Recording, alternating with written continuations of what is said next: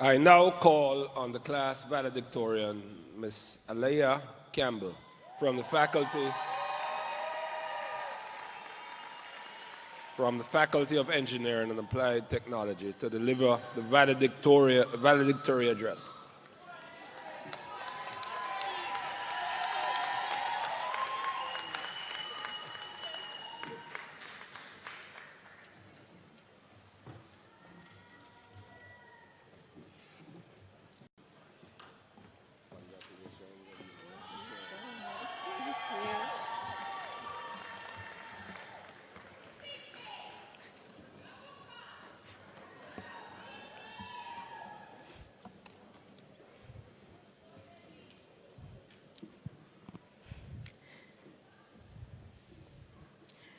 Professor the Honorable Gordon Shirley, Chairman, University Council, Professor Andrew Spencer, President of the Caribbean Maritime University, distinguished faculty, honored guests, fellow graduates, family and friends, good afternoon.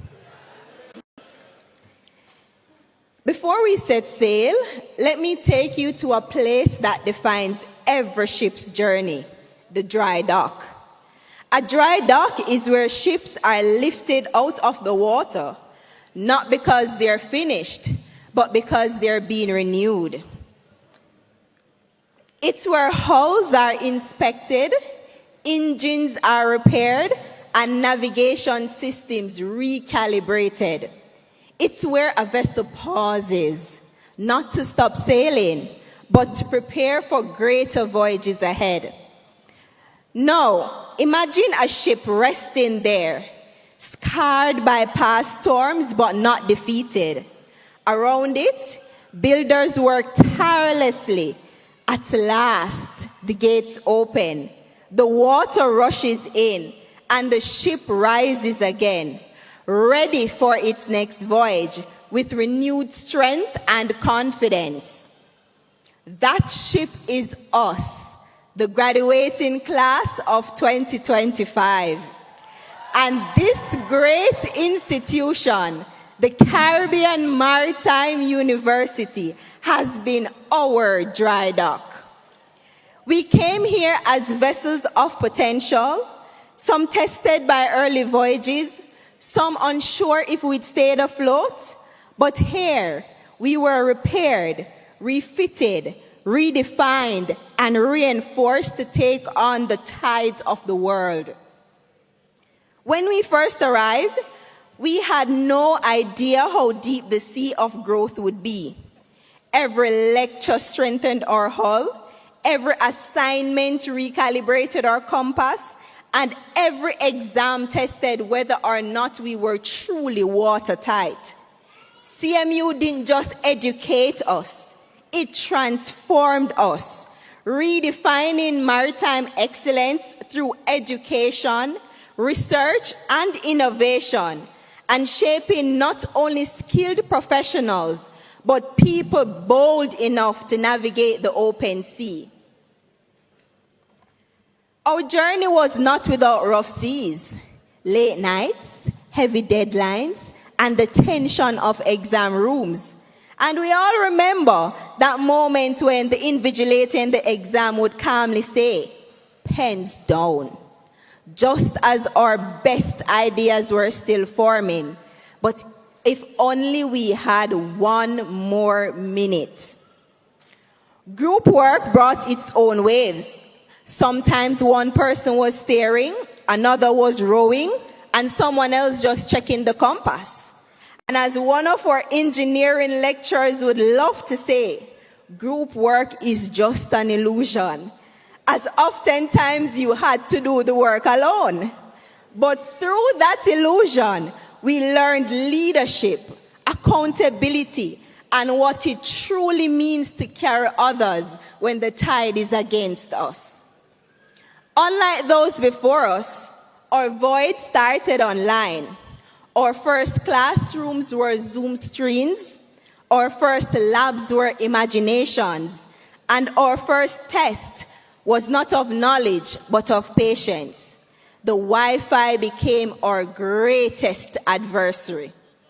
1 minute you're answering a question, the next, frozen, gone. For once, the silence in the class wasn't from unprepared students, but from poor connection. Yet, when campus reopened, we adapted again. We went from screens to lecture rooms, from muted mics to shared laughter, from isolation to community. Like the maritime industry itself, we adapted, rebuilt, and continued forward. But what is a ship without life on its decks?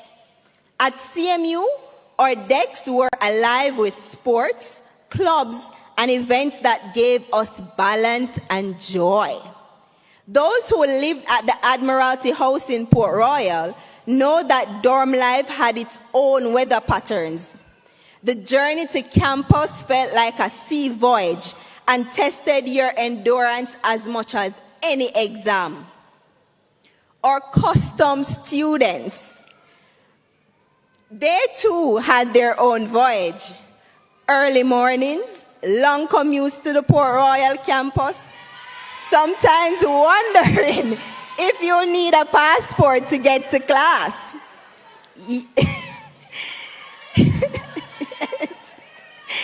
Yet, no matter the distance, you proved that dedication always finds its destination.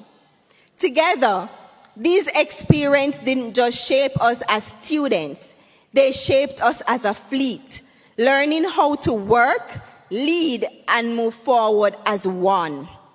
And as that unified fleet, oh, what a fleet we are. Each faculty represents a different class of ship, built for a unique purpose, but all vital to the maritime world. The Faculty of Shipping and Logistics, you are the mighty container ships and ro-ro vessels. You carry the cargo of global trade, ensuring that the world is connected. Just as you studied supply chains and logistic routes, you mirror the ships that chart courses across oceans, delivering the lifeblood of economies.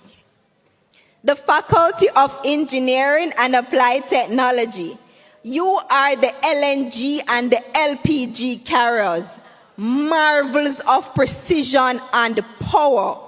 You embody the engineering genius that keeps machinery running, engines turning, and energy flowing.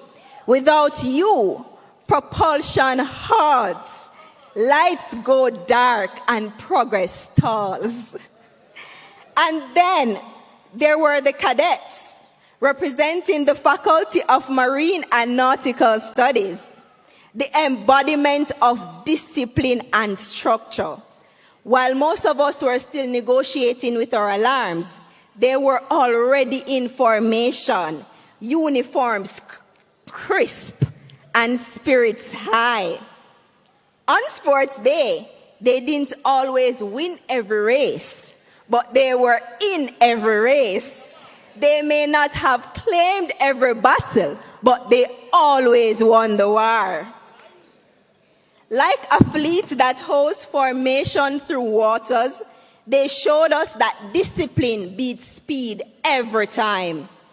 As the cruise ships and naval vessels of our fleet, they guided with leadership, safety, and stewardship, reminding us that a vessel without a competent crew is nothing but a drifting hull.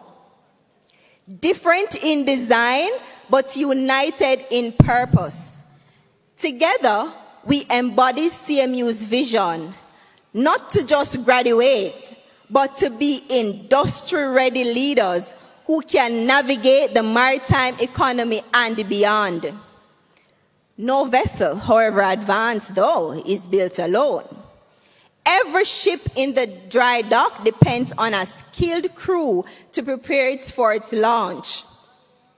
Our professors and lecturers, the master shipbuilders, shaping our minds and strengthening our foundation.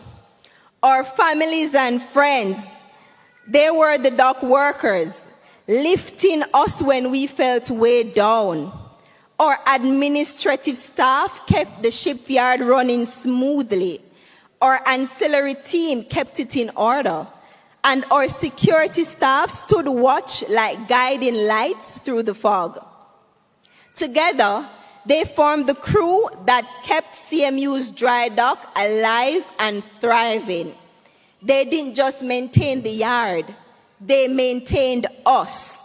And for that, we owe them more than gratitude.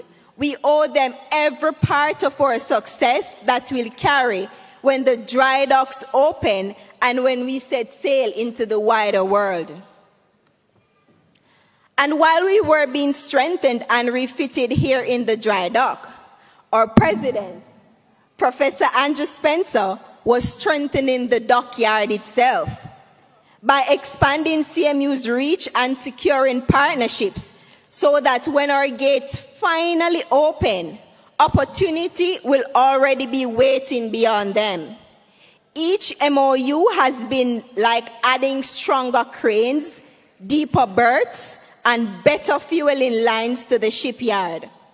A powerful example is the partnership with the German Ship Repair Jamaica, which has created real hands-on experience for students in marine engineering and ship repair, alongside other strategic links that form part of CMU's refit for the future. These MOUs remind us that just as ships depend on ports, we too depend on a strong relationship that sustain, propel, and anchor us when the tides change. Or as any yardman would say, we have to have links. Now the gates of the dry dock are opening, the water is rising, and it's time for us to launch. Not as uncertain vessels, but as seaworthy mariners ready for the open sea. Ahead of us lie new routes, unpredictable winds, and uncharted territories. There will be storms that test our design and moments of calm that test our drive. But as Nelson Mandela once said, I never lose, I either win or learn. And when those storms come, remember, a ship's strength is not proven in calm waters, but in how it handles the storm. So today, graduates, as we stand at the edge of new horizons, let us sound our horns, not in farewell, but in declaration that we are seaworthy. We are ready. And I want you all to take that charge and repeat after me, graduates. We are seaworthy. We are seaworthy. We are ready. We are ready. May our wakes leave behind legacies, and may our compasses always point true. Thank you.